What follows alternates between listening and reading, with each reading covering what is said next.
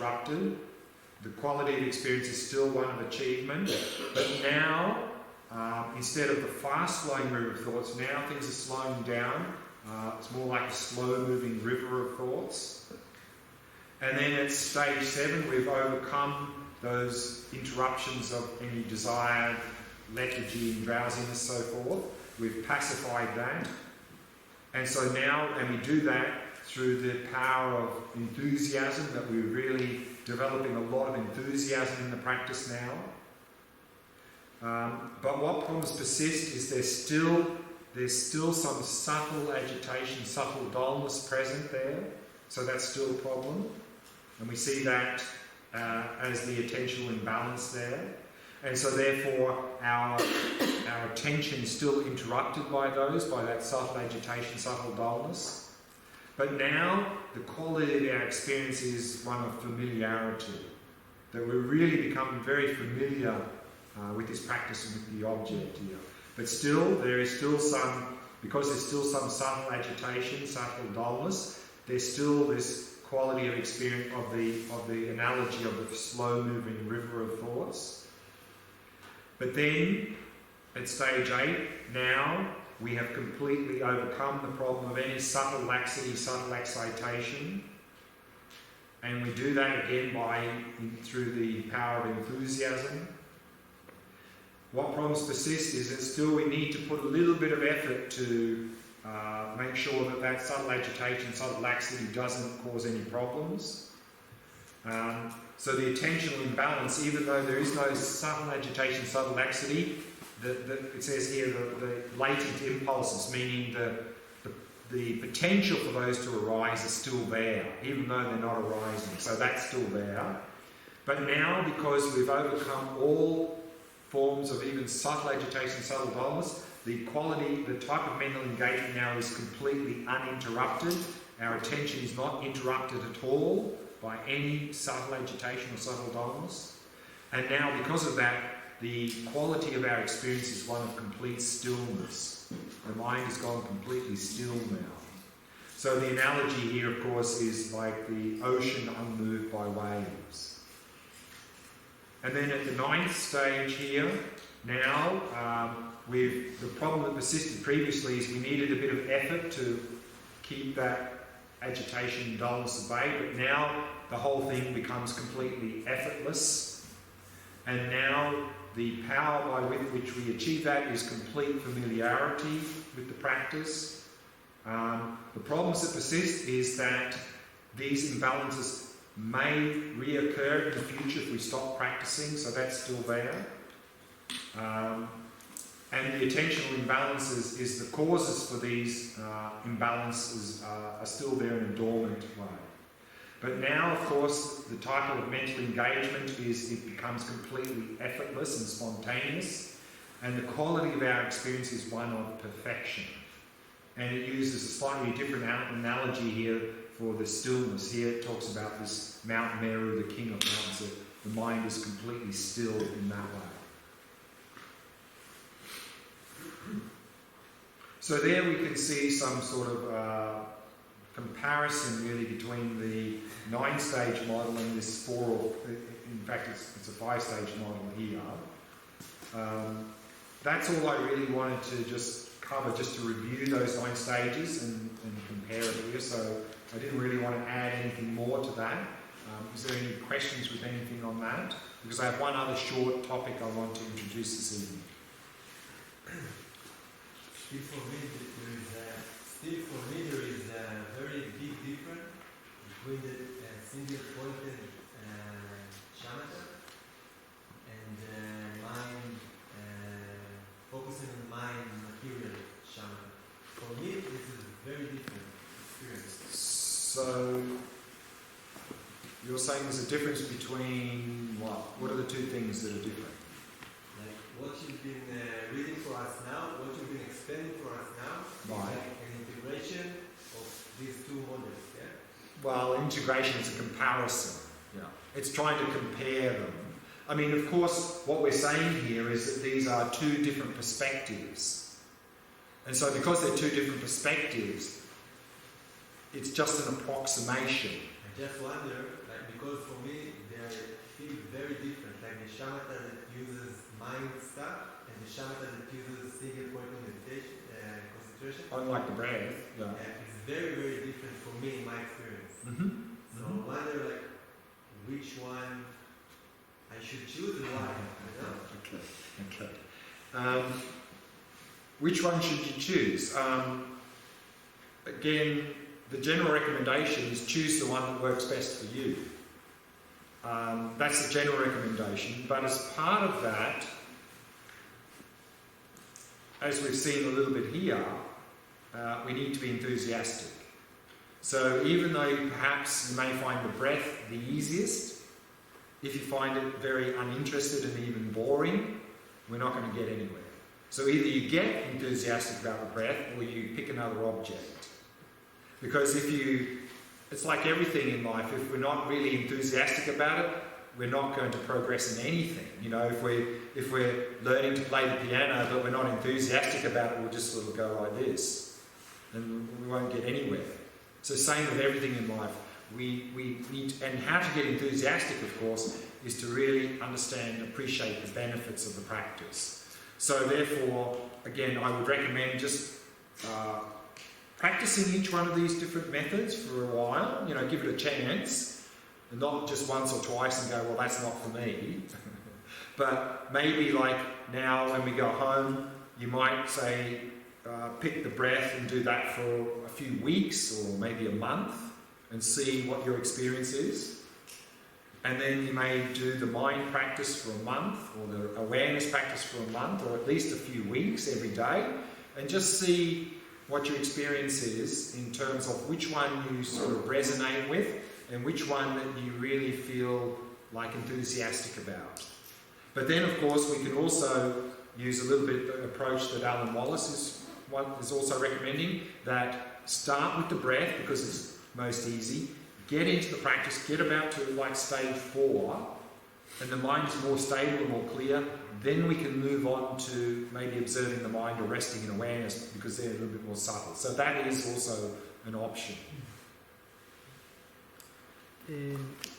How would medium excitation would look in settling the mind in its natural state? Like how would you recognize it? Medium excitation.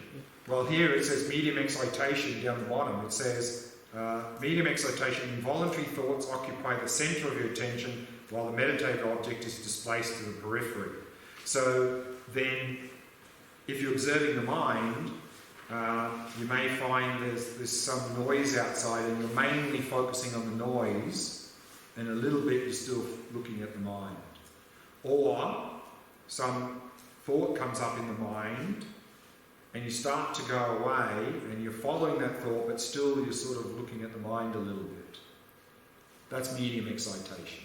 Yeah, it's just like the thoughts is a part of the object, so it's kind of... Right, but not if we're caught up in it, we're distracted.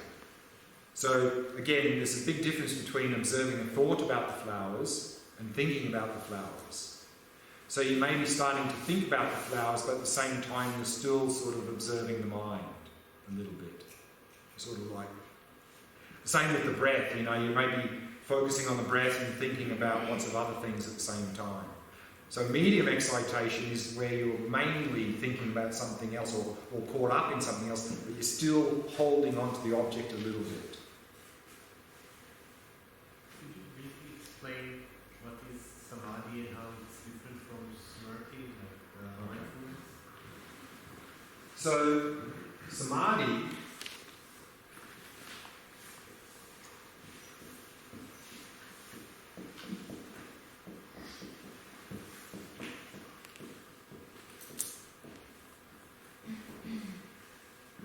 is a Sanskrit word that's usually translated as concentration. And there are many levels of concentration. And we're focusing here on shamatha, but I briefly mentioned there are also 4 levels of concentration called jhanas, 4 levels of jhana. And then if you really want to look at it in detail, above that there's even 4 levels of what's called samadhi. So we often talk about 9 levels of samadhi. And when we talk about samadhi or concentration, that concentration has a number of things, they're called branches that make up concentration. one of those branches that make up that concentration is single-pointed attention, is part of that. I mean, there are other things like joy and other factors as well that make up concentration. But one factor in concentration is single-pointed attention. And of course, single-pointed attention is coming from the mental factor of mindfulness, of holding the object. So mindfulness is a mental factor that leads to single-pointed attention, which is part of what we call concentration. So when it says in the table some degree of complacency concerning samadhi or one, It just means concentration practice. Yeah. So we're doing concentration practice. We're trying to develop concentration. The level of concentration in here we're trying to develop is called shamatha. Shamatha is a particular level of concentration. So you could say some complacency or some resistance to practicing shamatha, for example. It's not about what you talked right now, but about the response you had before.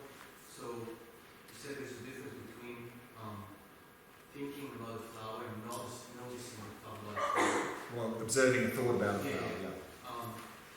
So what I was wondering is, before you said you could keep an open mind when we're going outside, like during the break, and I was trying to do that, and when I believe I succeeded, I felt a little bit dull or indifferent to the world, like I saw a flower and I wanted to think about it or notice it, I was more like distant.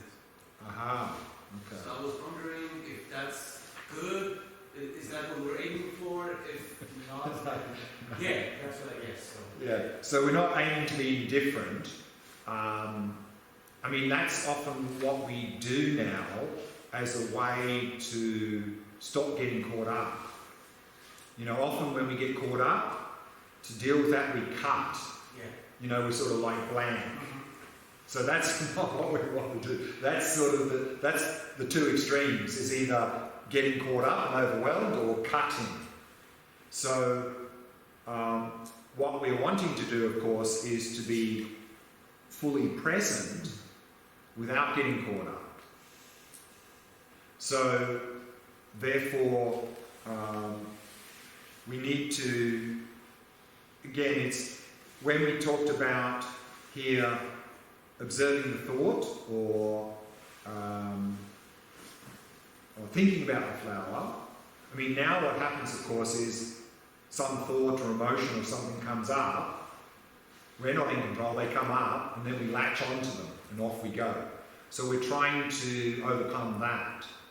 And the way to overcome that is not to cut, is not to have a blank mind, where nothing registers.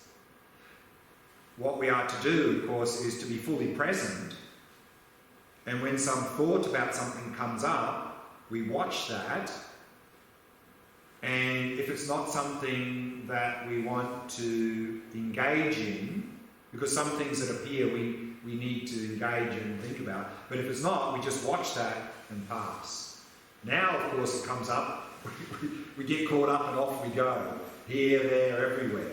So basically, we want to be in a state where we can be fully present and we decide which things to think about and to engage in and not engage in.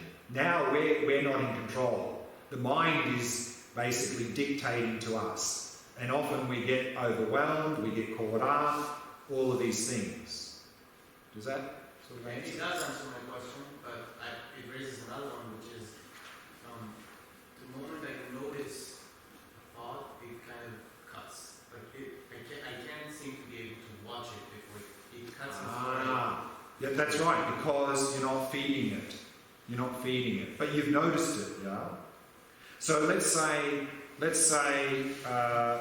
we're walking along and we notice something, like some visual thing come up. Then, of course, if we see that there's some danger there, then of course we need to pay attention to it.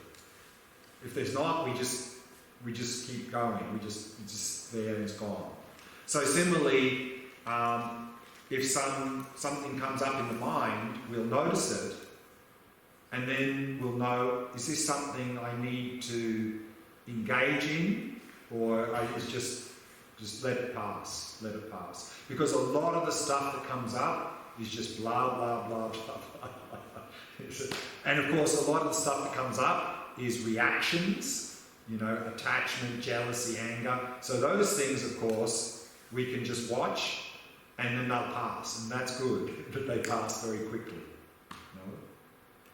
And what you'll find is that the more we practice this, the more in daily life our mind will actually naturally be quiet and still. And then it's only when we want to think or need to think or respond that we will do that. So we will be in control, rather than the mind dictating to us. Okay, one short presentation, and this will also lead into the Vipashyana part of the retreat, is we can talk about levels of mind.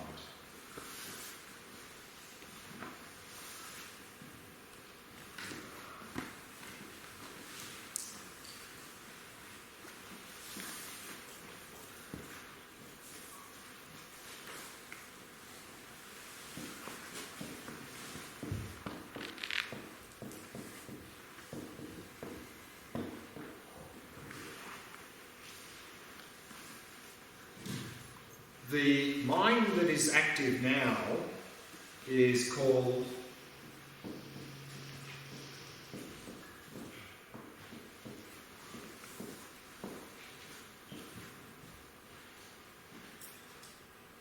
the coarse mind.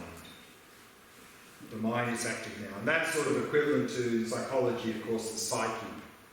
And what we saw there, of course, is that this coarse mind has a whole bandwidth of levels itself, and that, you know, we have this threshold where this is conscious,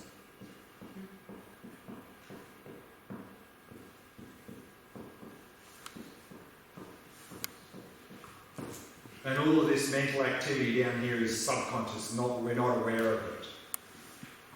And so when we practice shamatha and make the mind more calm, clear, focused, what we are effectively doing is this threshold comes right down, which means more and more mental events that we don't notice we'll start to notice, which is a good thing, because remember again, all of our mental events are coming from this deep level to the surface. So again, anger, the beginnings of anger is sort of coming like this, and we only notice it when it's at this level, and then usually it's already got control of our mind.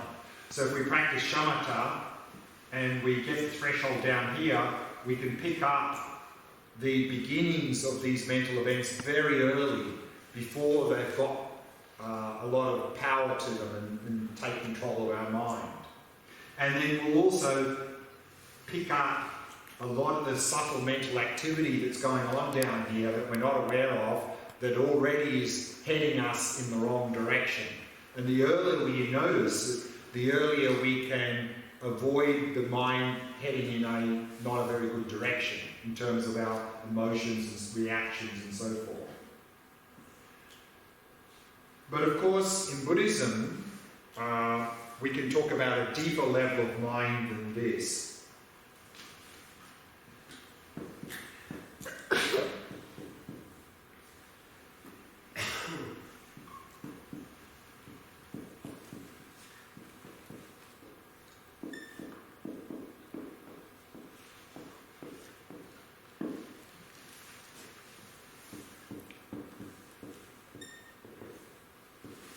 The Sanskrit term for the coarse mind is Vipashyana. And then we have a deeper level of mind called the subtle mind, sometimes called substrate consciousness. And in Sanskrit here, this is called the Alaya Vijnana.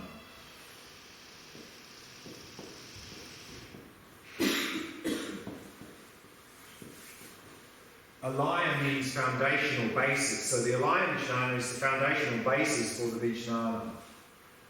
And it's a subtle level of mind that is the ground of the course mind, the ground state of the course mind. So actually all of our mental events are arising from this level of mind and dissolving back into this level of mind. And this is the level of mind that we actually achieve when we achieve shamatha.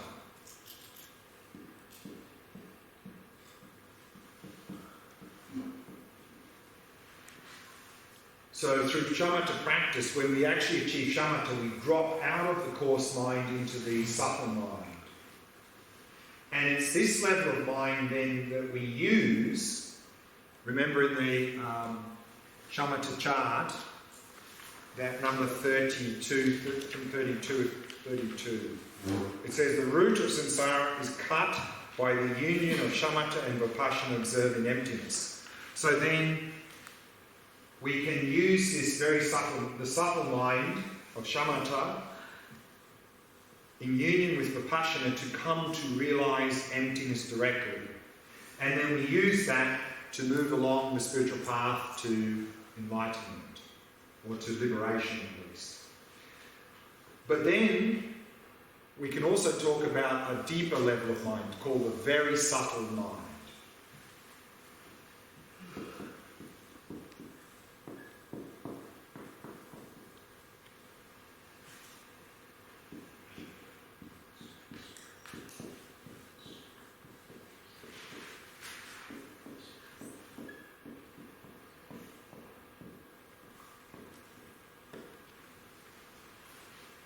And it's called sometimes primordial consciousness, pristine awareness. We saw in Alan Walls' book, he called it pristine awareness.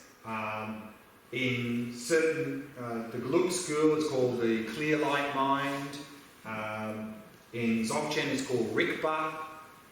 It's given many different names, this very subtle level of mind. And in Sanskrit, this is jhana.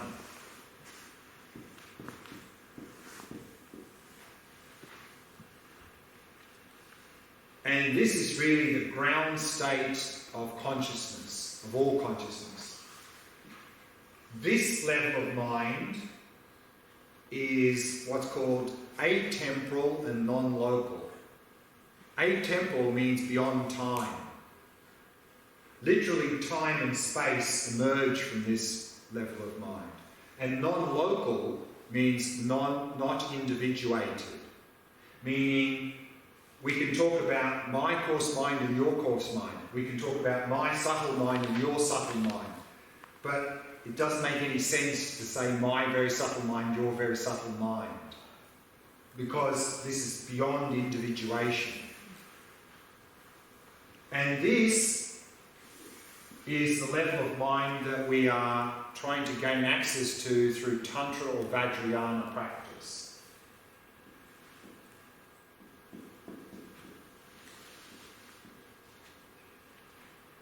Vajrayana, of course, another name for Tantra. And if we can gain access to this, then because it's the deepest level of mind, it's a bit more powerful. Which means if we use this, instead of this to realise emptiness, we can accelerate the path to liberation, to enlightenment.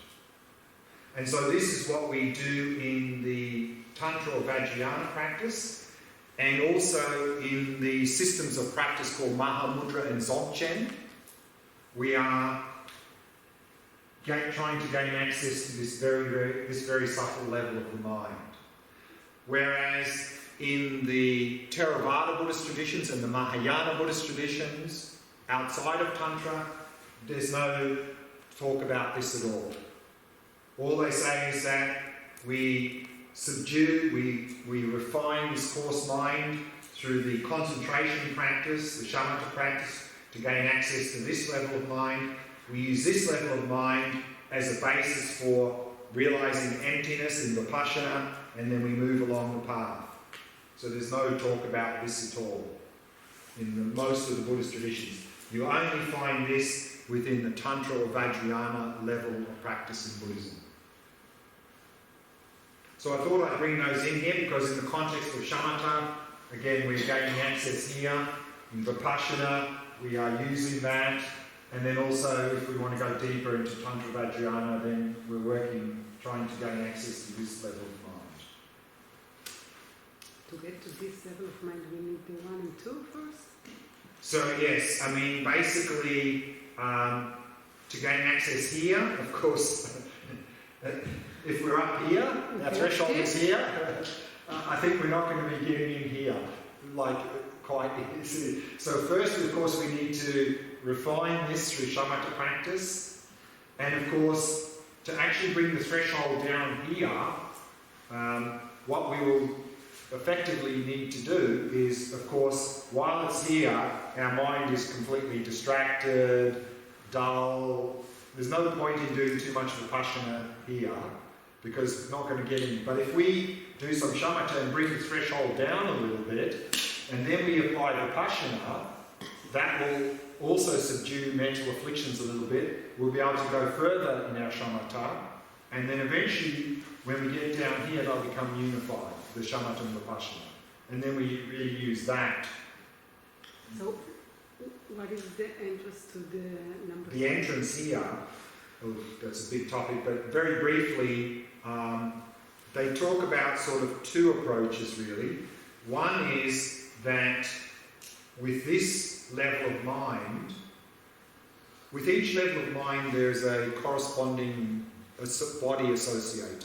So the coarse mind we have now, the support for that is the coarse body, this one, particularly brain and this body. The subtle mind, the support is the subtle energies in the body.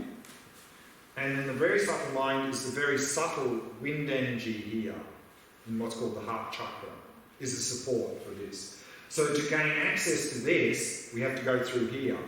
And what we're doing, one method, is we are gaining access here and we are manipulating the subtle body, the subtle energies in the body, withdrawing all the subtle energies into the heart chakra.